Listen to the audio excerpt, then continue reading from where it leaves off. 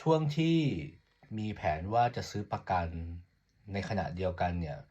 ก็จะไปตรวจสุขภาพหรือว่าไปทำ sleep test ด้วยจริงๆผมแนะนำแบบนี้นะครับว่าถ้าเรามีแผนว่าจะตรวจสุขภาพหรือจะทำ sleep test ตรวจการนอนหลับเนี่ยควรจะซื้อประกันสุขภาพไว้ล่วงหน้าก่อนขั้นต่ำประมาณ6เดือนเพราะว่าอะไรการตรวจสุขภาพก่อน หรือว่าหลังการซื้อประกันสุขภาพจะได้ผลลัพธ์ที่ต่างกันค่อนข้างเยอะมากๆเลย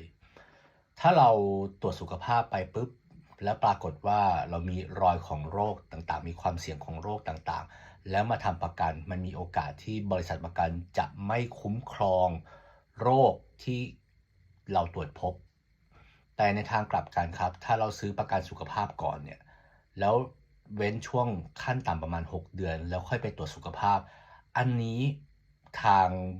บริษัทประกันก็จะคุ้มครองทุกโรคก่อนที่จะทำการตรวจสุขภาพนั่นเองครับ